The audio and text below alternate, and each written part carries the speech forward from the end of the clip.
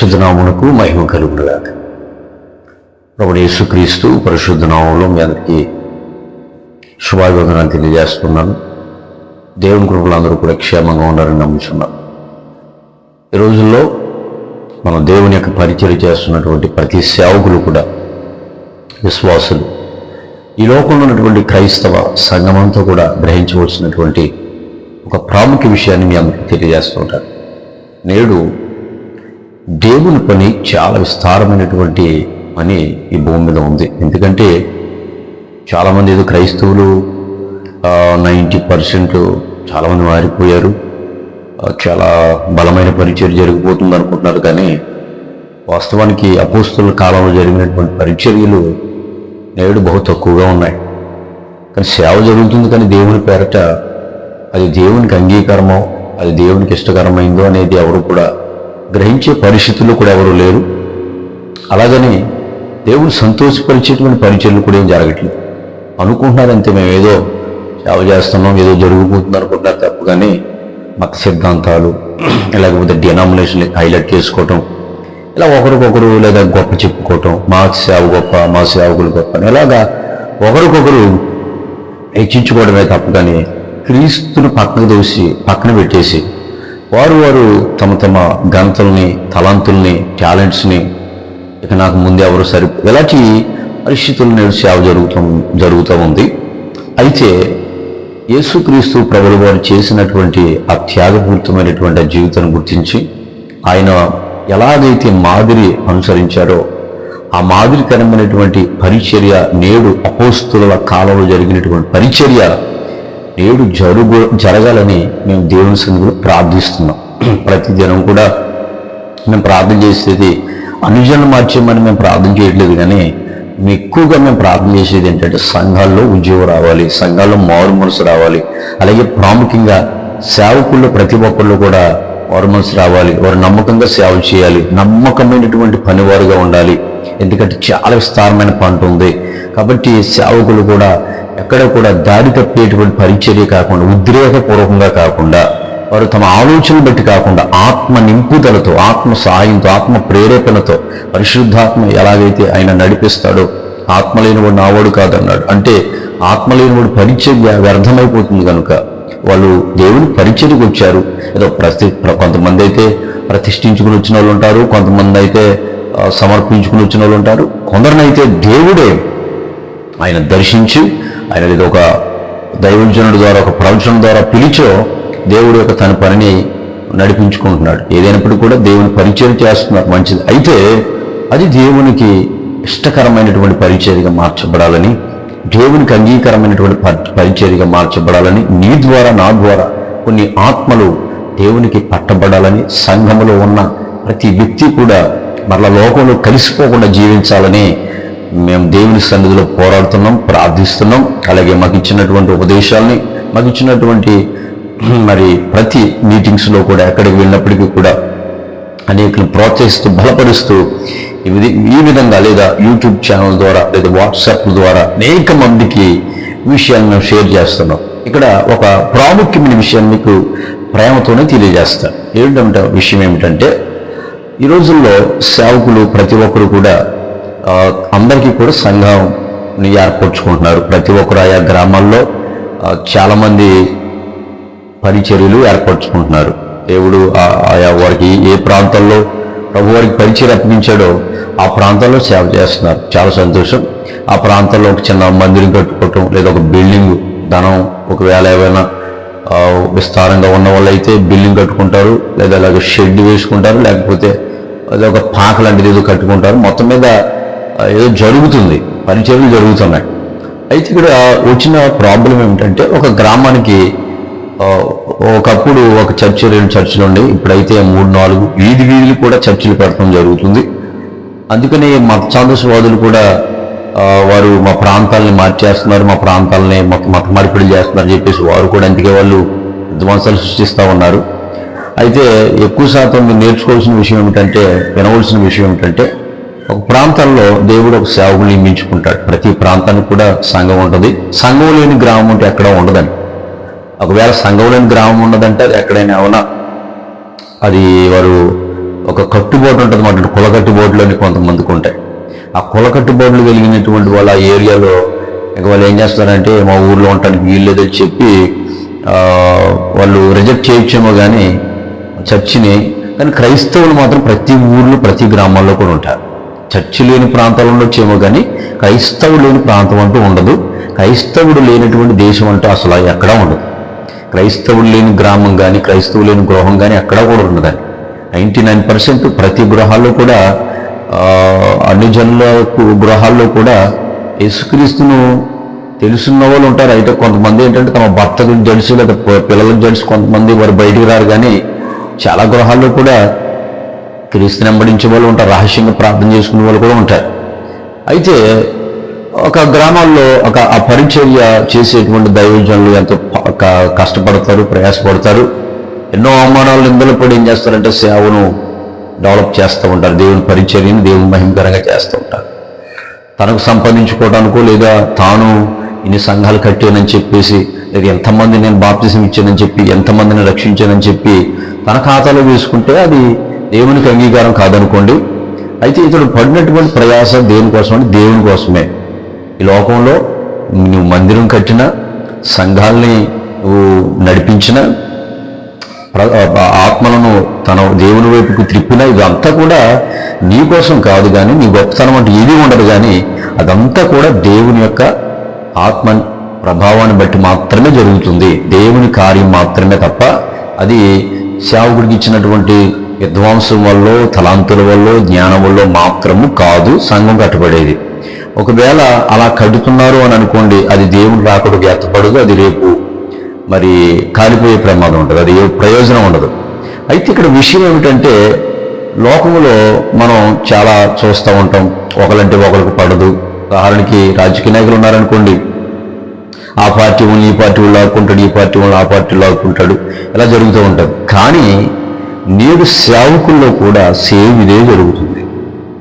ఒక రాజకీయ పార్టీ కలిగినటువంటి వాళ్ళు తమ సంఘం, తమ పార్టీలో ఉన్న వారిని వీళ్ళు ఎలా అయితే లాక్కుంటారో, ఈ రోజుల్లో సేవకులు కూడా, పాస్టర్స్ కూడా తమ తమ విశ్వాసులను కూడా ఏం చేస్తున్నారంటే, వేరే ఒక సేవకుడు కష్టపడి ప్రయాసపడి అక్కడ దేవుని పరిచయం జరిగిస్తూ ఉంటుంటే తమ విశ్వాసుల్ని తమ దగ్గరకు వచ్చేటువంటి ఆ గొర్రెలను అని సంబోధిస్తూ ఉంటే, గొర్రెలు అంటే గొర్రెలు కాదు, అదొక నమూనా, అదొక పోలిక అంతే. వారిని ఆ విశ్వాసుల్ని మరొక సేవకుడు ఎత్తుకుని వెళ్ళిపోతూ ఉన్నాడు. ఏదో ఒక ఎర్రలేసి స్కాములు పెట్టి లేదా కులం చెప్పి, కొందరు కులం చెప్పి మనది కులం కాబట్టి నేను పక్కనే ఒక అడుగు మీద పెడుతున్నాను, మీరు అందరూ వచ్చేయండి అని చెప్పేసి దొడ్డివారిని వెళ్ళి ఆ సేవకులు లేనటువంటి సమయంలో వాళ్ళ గృహాలు దర్శించి, ఆ గృహాల్లో వారిని దర్శించినంత వాళ్ళు డైవర్ట్ చేసి వారిని మళ్ళీ వేరే సంఘాలకు, వేరే మందిరాలకి కాపర్లు మార్చేస్తున్నారన్నమాట అండి. వాళ్ళని కాపర్లు మార్చేస్తున్నారు. ఇలాంటి పరిస్థితులు జరుగుతూ ఉన్నాయి. అయితే మీరు జ్ఞాపకం చేసుకోవాల్సిన విషయం ఏమిటంటే, వాక్యంలో స్పష్టంగా ఒక మాట ఉందండి.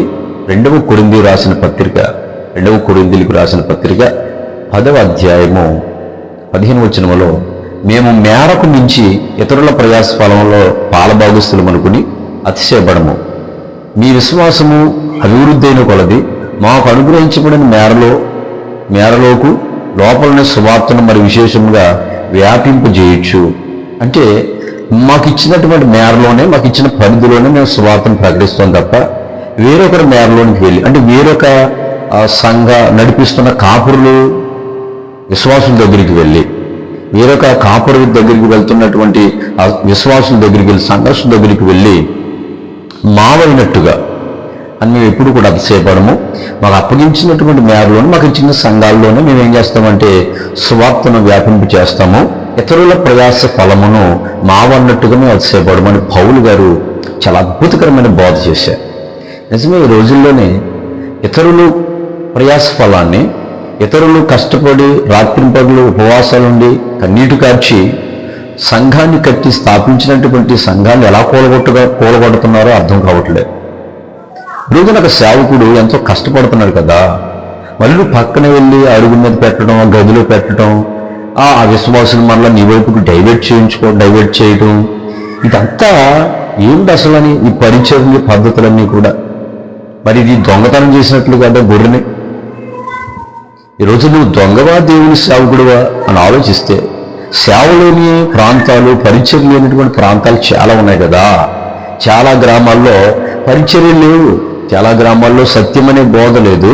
అలాంటి ప్రాంతాలకు వెళ్ళి దేవుని సేవ చేయటం మానేసి నీవు వేరొకరి ప్రయాసఫలాన్ని ఎలా ఎత్తుకుపోతున్నావు నువ్వు? అలాగే వెళ్ళేవారు కూడా బుద్ధి లేదు, జ్ఞానం లేదు, నీవెలా వెళ్ళిపోతున్నారు? నీకు బాప్తీసం ఇచ్చిన తండ్రి ఉన్నాడు, నిన్ను కన్నటువంటి తండ్రి ఉన్నాడు కదా, ఆ తండ్రిని విడిచిపెట్టి వేరే చోటకి నువ్వు ఎలా వెళ్ళిపోతున్నావో అర్థం కావట్లేదు. ఒకవేళ మీటింగ్స్ పెట్టుకుని, సభలు పెట్టుకుని అందరు రండి మనందరూ కలిసి చేద్దాం అదంటే అది వేరే విషయం కానండి. అసలు నువ్వు కాపురులు మార్చడం ఏంటి? సంఘ కాపురులు మార్చడం ఏమిటి అసలు అని? ఎందుకంటే తండ్రులు అనేకులు లేరు కదా, తండ్రి ఒకటే కదా. నీ తలకాయ ఒకటే కదా, నీకు ఉంద శిరస్సు ఒకటే కదా, నీకు జన్మించినటువంటి తండ్రి ఒకటే కదా. అలాగే నేను కన్న తండ్రి నువ్వు ఆ ముడుకులోన పాపంలో పడి చచ్చిపోతుంటే నీ కోసం కష్టపడి ప్రయాసపడి నిన్ను స్వార్థ చెప్పి ఈ దైవజన్ నిన్ను ప్రభులోకి నడిపించారు కదా, అతను విడిచిపెట్టి నువ్వు ఎలా వెళ్ళిపోతున్నావు? వాడిని గద్దించేదంటే కోపగించుకుని మారిపోయేవారు కొందరు. కొందరైతే ఇతను మా కులం కాదని కొందరు మారిపోయేవారు కొందరైతే వారికి అధికారాలు ఇవ్వలేదని చెప్పి మారిపోయేవారు కొందరైతే వాళ్ళని అంటే పెద్దలను చేయాలన్నమాట, సంఘ పెద్దలను చేయాలి, వారిని సన్మానాలతో పొగడాలన్నమాట. అన్ని తప్పు చేసినా, ఎలాంటి పాపిష్టమని పని చేసినా కోపపడటానికి కానీ ఖండించడానికి అవకాశం ఇవ్వకూడదు అనమాట. వాళ్ళని ఏం చేయకూడదు అనమాట. వాళ్ళు ఏం చేసిన రైట్ సంఘాల్లో నడుచుకోండి అనేటువంటి పరిస్థితులు తీసుకొచ్చారనమాట అండి. ఇలాగ మార్చేసేవారు కొందరేమో సౌకర్యాలు లేవని చెప్పి సంఘాలు మార్చేసేవారు కొందరు. అసలు ఇదంతా క్రైస్తవ్యమేనా అంటారా? అందుకనే మోసపూరితమైనటువంటి పరిస్థితులు ఈరోజు సేవ జరుగుతున్నాయి, ఏదో జరిగిపోతుంది అనుకుంటున్నారు. దయచేసి వినండి. ఒకవేళ నీ ఎందుకు వచ్చేస్తే వాళ్ళని అడుగు ఎందుకు వచ్చేస్తున్నావు? కొందరు ఏమంటారు తెలుసా, మేము రమ్మనం లేదు, వచ్చిన రావద్దనమండి అంటారు. అసలు ఇతరులు ప్రయాస ఫలాన్ని నీకు ఎందుకు ఆశిస్తున్నావు? వాళ్ళతను అంతా ప్రయాసపడి సంపాదించినటువంటి ఆత్మని అతను లెక్క చెప్పాలి కదా, అతను లెక్క చెప్తాడు కదా. నీకెందుకు? నువ్వు బాప్తిస్మం ఇవ్వలేదు, నువ్వు అతనికి ప్రభు వాళ్ళు ఇవ్వలేదు, సువార్త చెప్పలేదు, నువ్వు వాళ్ళ గృహాలు దర్శించడానికి నీకు అధికారం ఎక్కడుంది? నువ్వెందుకు వాళ్ళ గృహాలకు వెళ్ళమని నీ చర్చికి రమ్మని నువ్వు కోరుతున్నావు?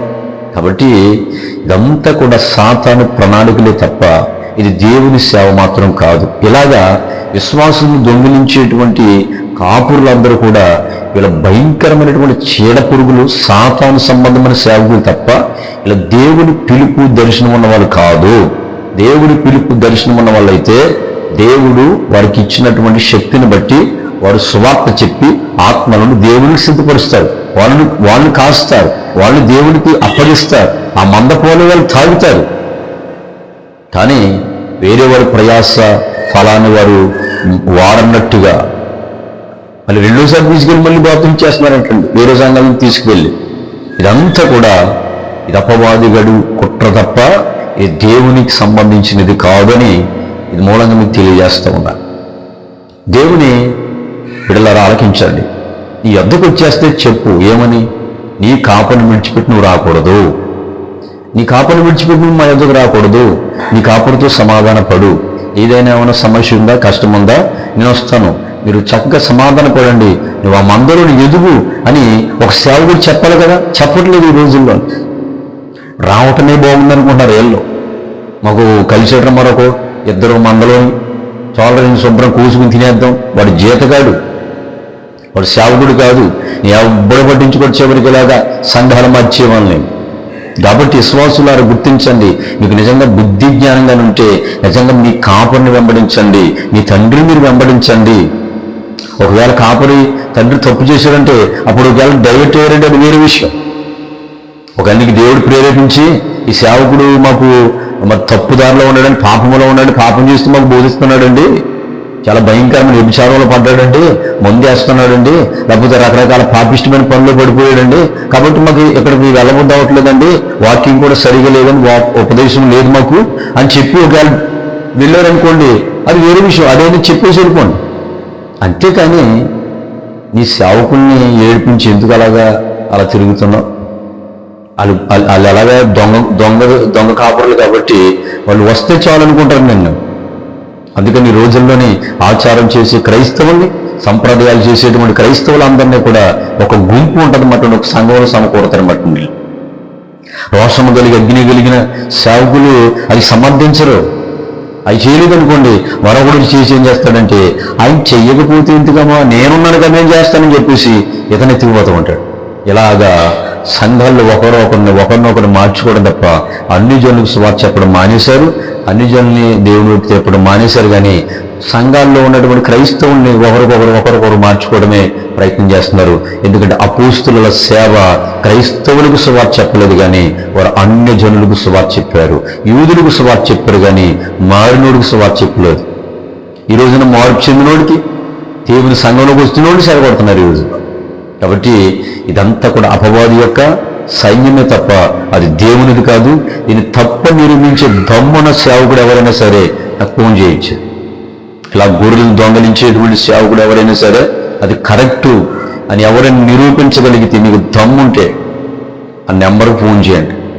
కాబట్టి నేను చెప్తున్న మాట ఏమిటో తెలుసా, దేవుని సంఘాన్ని పాడు చేసే కాపురులు ఉన్నారు, జాగ్రత్త.